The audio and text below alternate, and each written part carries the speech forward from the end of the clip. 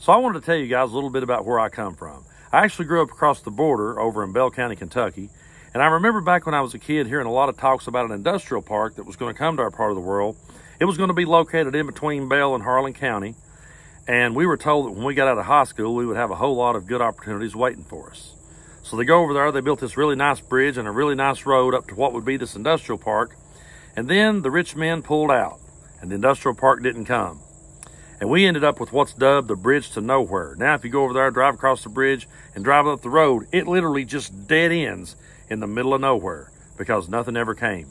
And all the promises we were made as kids, we never saw them through. Because the rich men in this part of the world, they figured out how to exploit our people.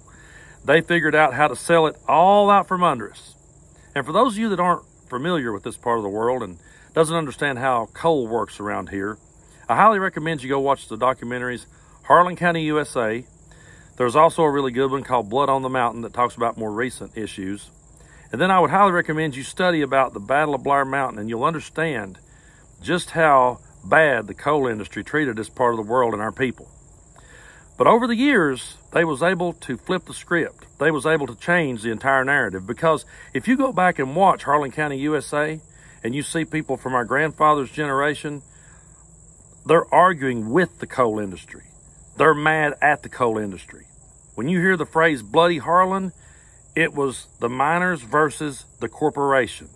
That's who they were mad at. They weren't blaming the problems on anyone else. You listen to those people talk, they're talking directly to the coal industry. But the coal industry figured out how to flip the script, and the way they did that was classic.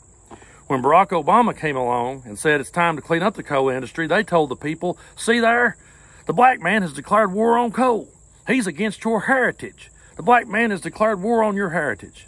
Suddenly you started seeing all these rallies where people in this part of the world was friends of coal, and coal keeps the lights on bumper stickers became the most popular sticker in this part of the world. And I'm sitting there thinking to myself, okay, while this may be the heritage that our grandfathers gave us, it was never the future they intended for us. They never wanted us to have a future in the coal industry. They wanted other opportunities, and everyone did. Everyone in this part of the world wanted other opportunities. Nobody, if they're being honest with themselves, actually wanted to go underground and dig coal. That's why they either ended up digging the coal, dealing drugs, or getting the hell out of Dodge.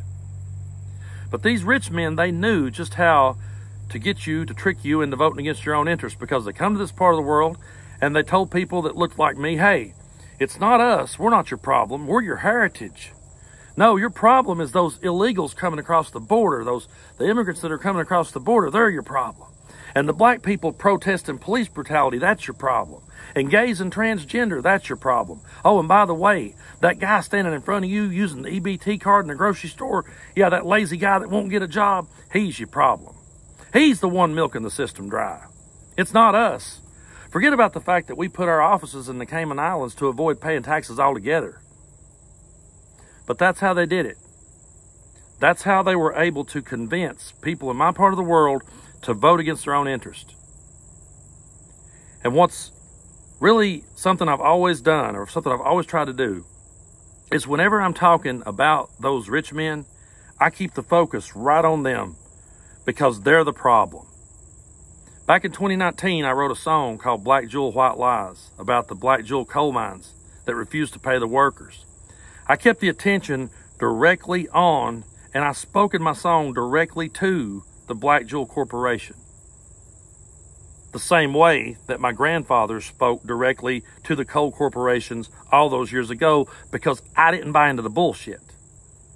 And I didn't punch down at people who weren't the problem. If you're going to call out the rich men, and if you're going to call out the politicians, keep the focus on them, because it's them that sold us out. It's them that exploited our heritage, and it's them that bled us dry. The 300-pound fat man eating the fudge rounds, he's the least of your fucking worries.